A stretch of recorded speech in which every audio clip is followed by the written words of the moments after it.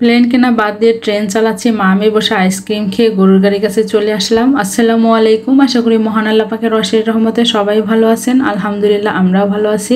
আজকে আমি এসেছি লালমনিরহাটের শেখ রাসেল শিশু পার্কে। ইনশাল্লাহ আপনাদের আমি পুরো শিশু পার্ক ঘুরে দেখাবো। তার আগে এখানে গেটের টিকিট কেটে 20 টাকা দিয়ে কিন্তু আমরা টিকিট কাটলাম। টিকিট কেটে ভিতরে চলে আসলাম। আসলে প্রতিজনের 20 টাকা। আবার গরমের সময় দেখলাম যে এদিক দিয়ে খেজুর রস নিয়ে যাচ্ছে, আসলে কিছু বুঝে উঠতে পারলাম না। এরপর আমি হাঁটা শুরু করে দিলাম সামনের দিকে। তো এদিকে দেখলাম হাতের ডান সাইডে বেশ কয়েকটা দোকান রয়েছে, ফুচকা, চটপটি, তারপর হচ্ছে আইসক্রিম। যেহেতু আমি দুপুরবেলা পার্কের মধ্যে এসেছি, এই কারণে লোকজন কিন্তু খুবই কম ছিল। যে কয়েকজন ছিল তাদের ভিডিও অবশ্য করা যাবে না, কারণ ওখানে একটু সমস্যা ছিল। যাই হোক, সেসব কথা বাদ দিয়ে সামনে এগোনো শুরু করলাম। এসেই দেখি সামনে একটা গরুর গাড়ি। আর গরুর গাড়ির কথা দেখেই হচ্ছে পুরানো দিনের কথা মনে পড়ে গেল, কারণ মা দাদিদের কাছে শুনেছি যে আগের দিনে হচ্ছে যানবাহনের একমাত্র মাধ্যম ছিল গরুর গাড়ি। এদিকে আমার মেয়ে আইসক্রিম দিকে এখান থেকে নড়বেই না, সে আইসক্রিম কিনবে। কি আর করার, মেয়েকে একটা কিনে দিলাম আর আমি একটা নিয়ে নিলাম। তো দুইজন দুইটা আইসক্রিম নিয়ে সামনের দিকে আবার এগোনো শুরু করলাম। কিন্তু মেয়ে যে কোনটা নেবে আর না নেবে ও বুঝে উঠতেই পারতেছে না, একবার আমারটা নেয় একবার ওরটা নেয়। এদিকে দেখলাম এই যে দুই বান্ধবী বসে দোল খাচ্ছে আর গল্প করতেছিল। আমার মেয়ে দোয়েল পাখি দেখে জিজ্ঞেস করতেছিল, মা এই পাখিটা এখানে বসে আছে কেন রোদের মধ্যে? যাই হোক, আমি বললাম যে ওটা আসলে বানানো মাটির তৈরি পাখি। এদিকে দেখি বাঘ তো ওই পাশে মুখ করে দাঁড়িয়ে আছে। তো এখন একটু বাঘের কাছে যাব। ওরে বাবা, বাঘ তো আমাদের দেখে মনে হয় হাসতেছিল কিনা বুঝতে পারতেছিলাম না।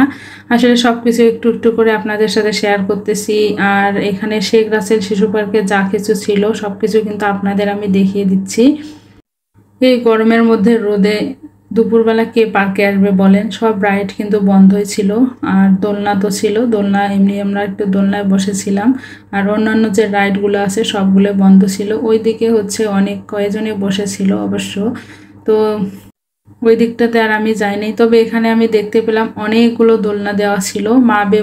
মা মেয়ে বসে একটু দোলনায় আমরা আইসক্রিম খাচ্ছিলাম। একবার মেয়ে আমার আইসক্রিম নেয়, একবার ওরটা আমাকে দেয়, একবার আমারটা ও নেয়। আসলেও বুঝতেই পারতেছে না যে ও কোন আইসক্রিম খাবে। যাই হোক, আইসক্রিম এই যে গরমের দিনে খেতে একটু ভালোই লাগতেছিল। শেষমেশ আমি সামান্য একটু খাইছি আর কি।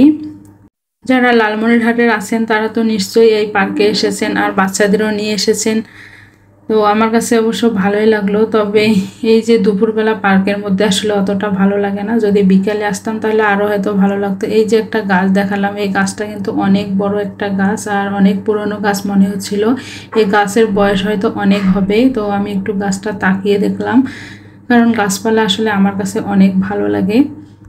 এইদিকে আমার মেয়ে এখানে দৌড়ে এসেছে। এই যে ও বলতেছিল বাবুগুলো দৌড়াচ্ছে, ও দৌড়াবে এখানে। তো যাই হোক, মেয়েকে টান হেঁচড়া করে নিয়ে আসলাম এদিকে। মেয়ে এখান থেকে নামতেই চাচ্ছিল না।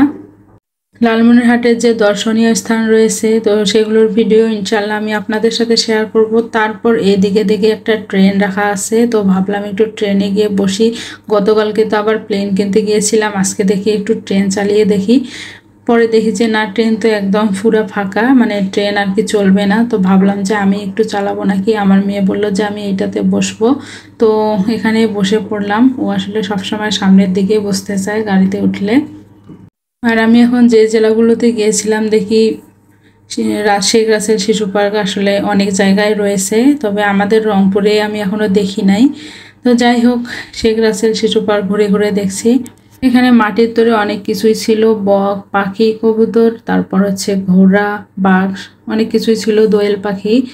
তো কিছুক্ষণ পর অবশ্য কয়েকটা ফ্যামিলি এসেছে বাচ্চা কাচ্চা নিয়ে, তো ওনাদের দেখলাম একটু। তো দেখে ভালোই লাগলো যে যাক, পার্কে এখন লোকজন আসা শুরু হয়ে গেছে। আর এই দিকে এই যে আমরা ট্রেনে কিন্তু বসেই আছি। আমার আজকের ভিডিওটি আপনাদের কেমন লাগলো অবশ্যই কমেন্ট করে জানাবেন। আবার নতুন কোনো ভিডিও নিয়ে হাজির হয়ে যাব। তো সবাই ভালো থাকবেন, সুস্থ থাকবেন, আর একটু কমেন্ট করে জানাবেন। আমার ভিডিওগুলি ভালো লাগলে আমার পেজটি ফলো দিয়ে একটু লাইক, কমেন্ট, শেয়ার করে দেবেন। সবাই আমাদের জন্য দোয়া করবেন। আপনাদের জন্য রইল অনেক দোয়া, ভালোবাসা। আল্লাহ হাফেজ।